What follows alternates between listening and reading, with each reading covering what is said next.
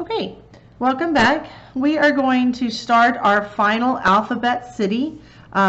You've already done lots of practices with the letters and buildings in 1-point perspective. You have your thumbnail sketch. You want to have your thumbnail sketch in front of you while you're working. That is your plan on helping you know where to overlap, how big to make a building, where to place it. It's important to help you on your paper, so have it near you. You won't see it on my video because it's off the screen, but I'll have it right there so I can look at it. The next thing you need to make sure that you have is keep your pencil sharp through this process. I have a sharpener right next to me and I sharpen my pencil constantly because that's how you get that accurate line. So as you're starting, you want to put your horizon line down. I draw very dark because I want you to be able to see on the camera, but the darker you draw, the harder it is to erase as you go through this process. So draw light. I say it to you almost every video, and it's very important to remember to draw light. I have my ruler and I have my eraser. I'm going to do most of this video on high speed. I'm going to remind you to have your horizon line and your vanishing point. You've already figured out where all that's going to be from your thumbnail sketch, but make sure it's there. Remember, I do a bigger dot than that is needed only because I want you to be able to see on screen where it is. You can be nice and accurate and actually measure and do things like that, but I am not. Your paper needs to be 12 inches by 16 inches. That's the size that you are drawing. That's your size, okay? So 12 inches by 16 inches is the box frame I have.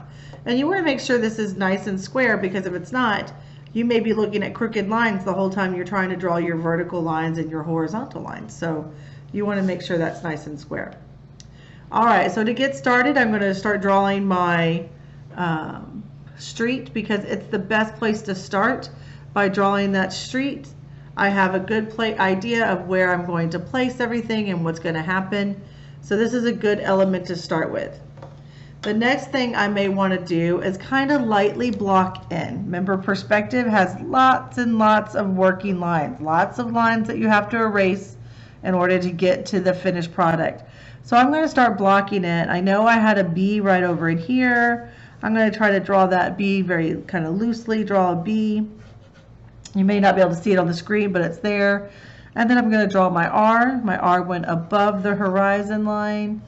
So I'm going to draw my R right in here, and then I'm going to draw, I have a G laying on the ground. So instead of drawing my G, I'm really just going to kind of mark in a box. It will help me with my placement when I go to draw the E for real. So I'm just going to draw in a box right there.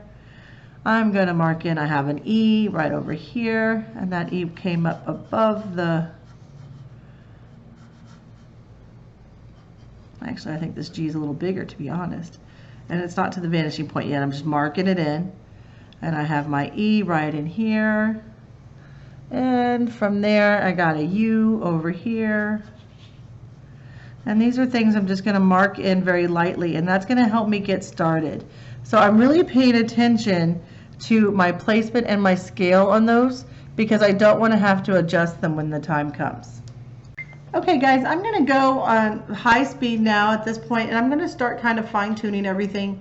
So watch the video, kind of see my work process and see how I draw, but at this point it's going to be high speed.